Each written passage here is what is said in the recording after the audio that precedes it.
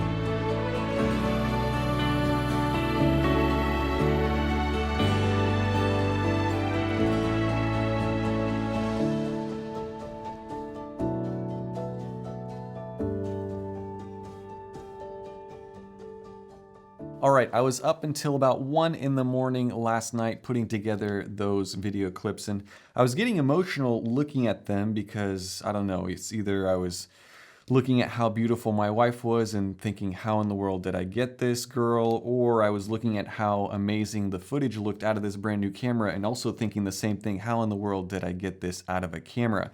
There's something special about recording at 60 frames per second, slowing it down to 24 frames per second, and then just putting it to some music. Now, the amazing part about everything that you just saw in those samples is that I did not color grade anything. All of those are straight out of the camera, S-Cinetone with this brand new FX30. And so I am very impressed. I also feel very underqualified in terms of reviewing this because I feel like I know maybe 20% or 30% of how to operate this camera.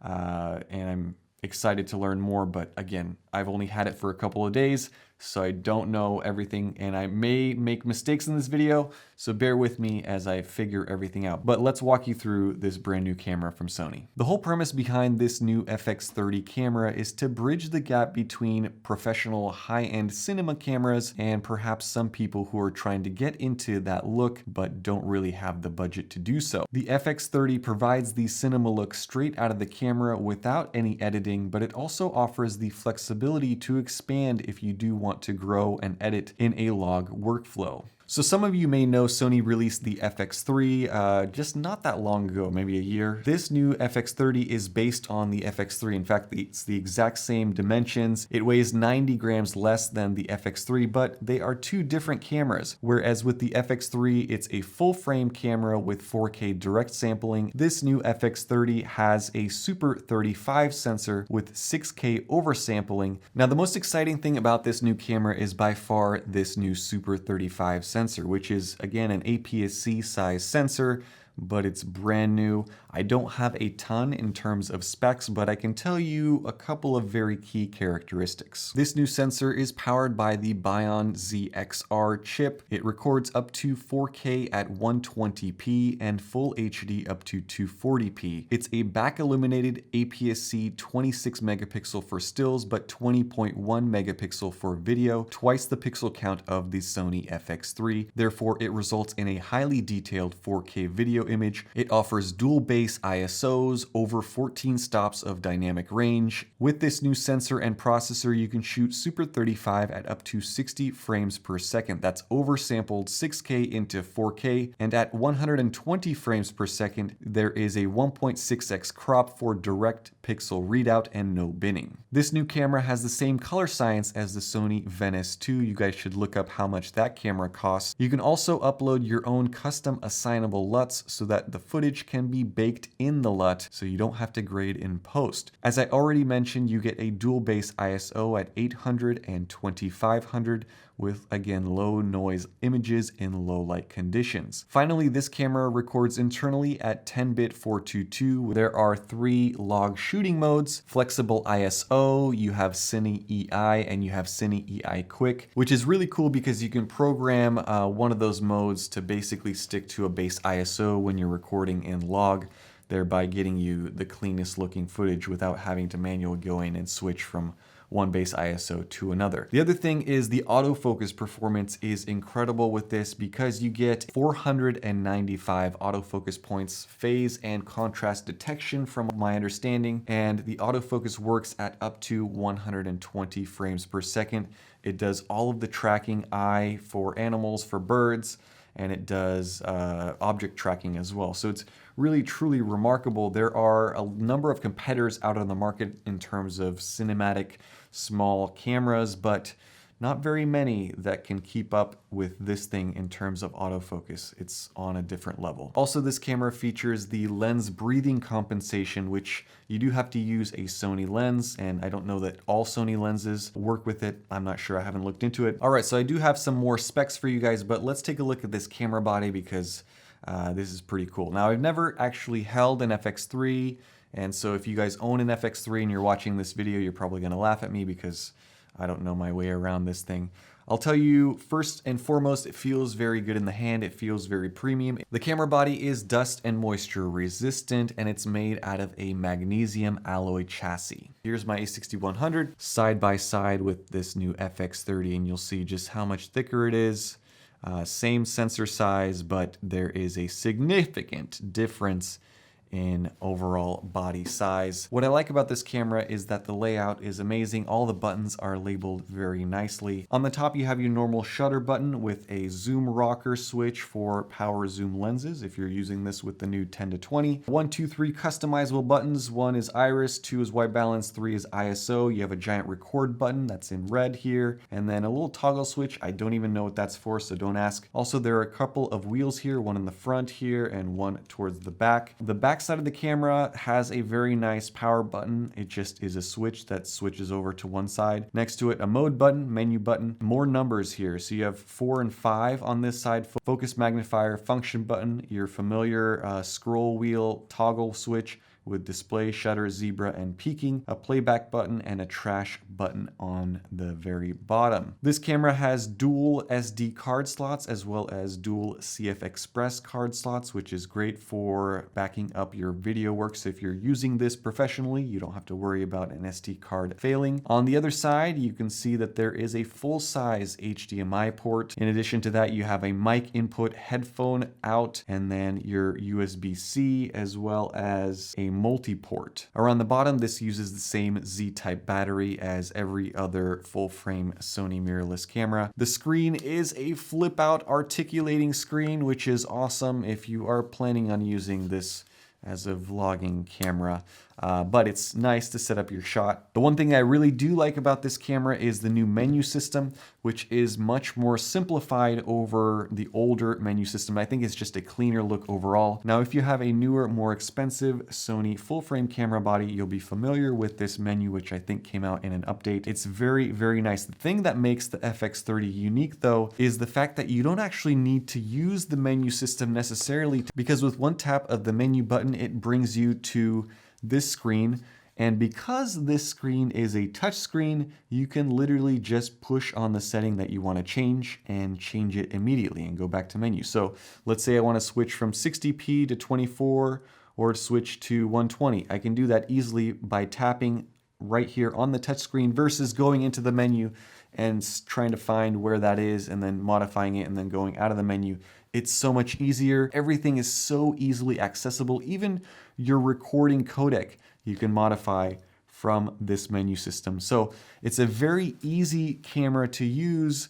Although I have to say this with one caveat, that is, there are just simply so many settings and so many things that you can modify and change on this camera. The other thing that Sony mentioned is they got rid of a lot of the little icons and notifications that got into the frame. What you'll notice here is they are using the black bars to display all of your information, and there's really nothing major on the side, so it just makes for a cleaner look if you are trying to set up your shots.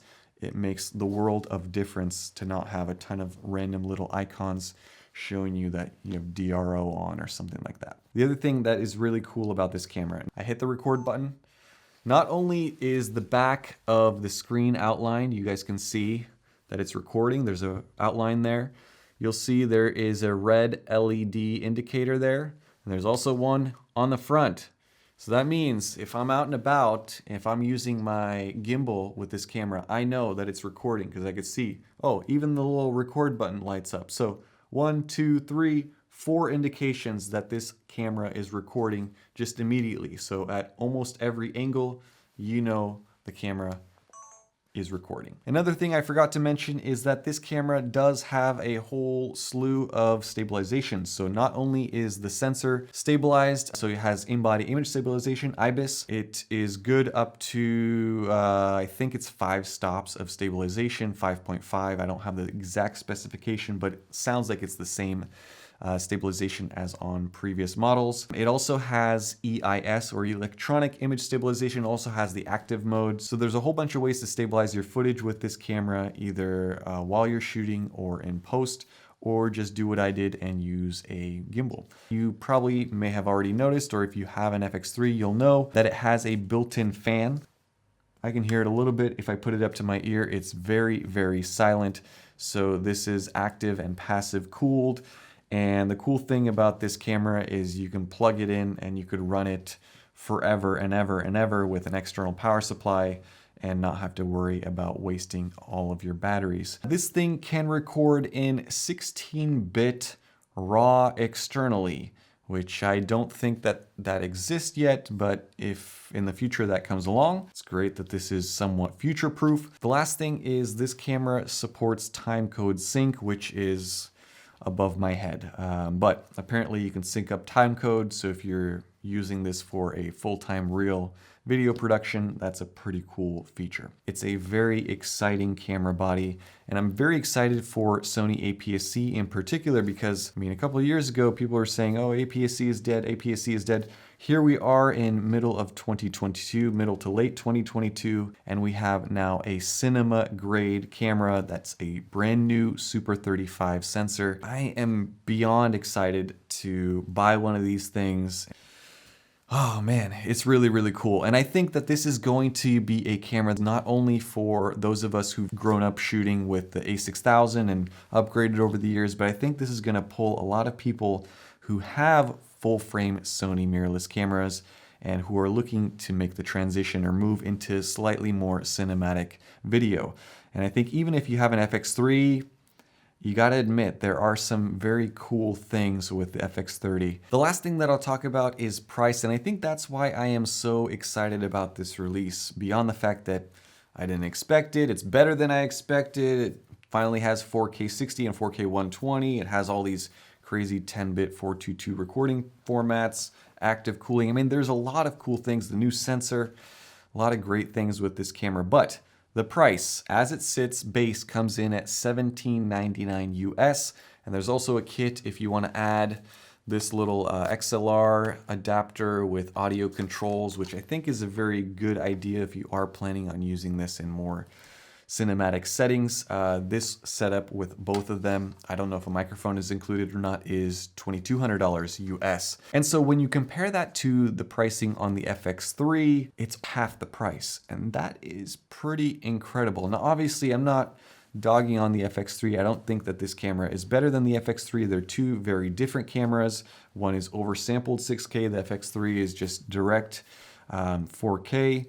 But I think that this is an amazing performer, and you guys saw the detail, you saw the skin tones, you saw what this thing is capable of in the hands of a hobbyist, in the hands of an amateur such as myself. I didn't have anyone help me with that video. I literally went out last night with my wife, I think at like 6:30, and from 6:30 to 7 we shot that whole bit, and I came back home and I put it together, and I didn't even edit very much. I didn't color grade anything, like I said.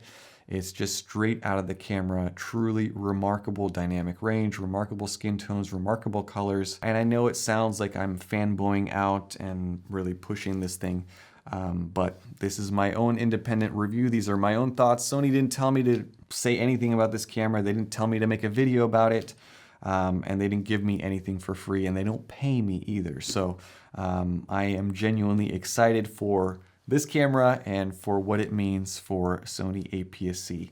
This new sensor is going into some new camera bodies. I can almost guarantee you that. So anyway, let me know what your thoughts are down in the comments section below. Let me know if you are planning on picking up or pre-ordering one of these camera bodies. I'll try to leave a link down in the description for the pre-order if you are interested in pre-ordering it and buying your own. This is awesome, guys. Thank you so much for all of your comments, for all of your likes, all of your support, for staying with me in APS-C world. And I think this is a historic moment for those of us who do shoot APS-C. So see you guys soon. Thanks. Bye-bye.